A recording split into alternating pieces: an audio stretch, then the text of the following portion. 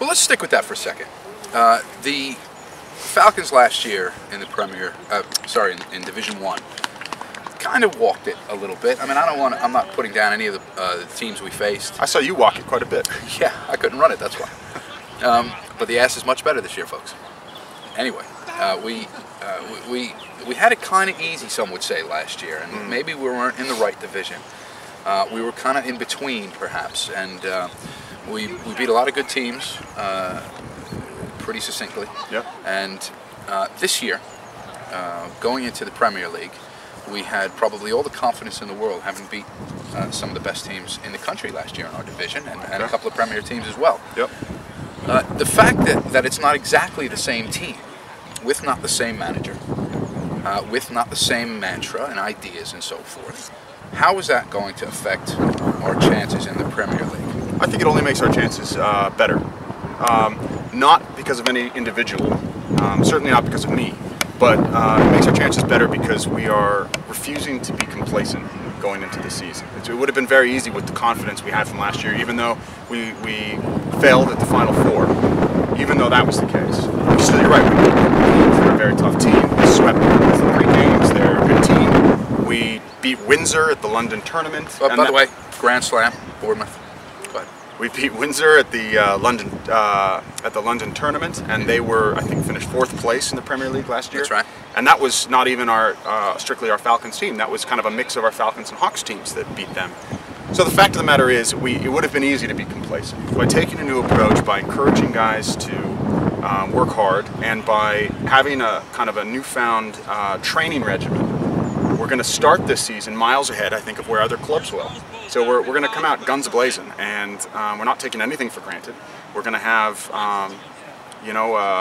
we've put emphasis on our pitching program already. We have put a good emphasis on restructuring our infield. We're losing our shortstop from last season, so we have to restructure the infield. And we're not going to take anything for granted.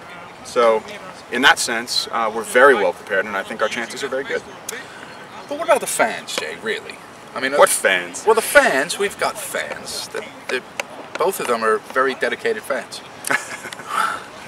They might be thinking, hold on, you're not necessarily fielding your absolute best players. You have perhaps got rid of some guys who obviously helped us get there. Guys who may be new to the club that we've had to sort of move around, and not necessarily on the Falcons this year. The fans may think that you're not fielding the best club, best team to bring home a premiership title to Herts baseball. What do you have to say to those fans? I have to say that we appreciate them as fans, and both of them, and we don't manage by consortium. I take responsibility for what goes well and what doesn't go well on the field, as a manager should.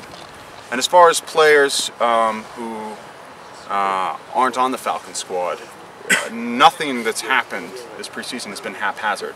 And some decisions were made for individual player development so that a player would get a chance to work on parts of their game that they wouldn't necessarily on a different team. And that's across the board. Raptors, Hawks, Falcons. Some people are playing on teams where maybe their natural ability would put them in a different category. But this way they get to strengthen individual aspects of their game. And that's very important, that we aren't just thinking about winning, but that we're also thinking about helping people to improve as baseball players. I like it. I like it. There you have it, folks. Jason Greenberg, the new manager of the Falcons. Some would say the right man for the choice, the right man for the job. Some not so sure. What do you have to say to some of your less vocal sort of fans around the club? Do you think there's do you think anybody's thought that you're maybe not the right guy to do this job?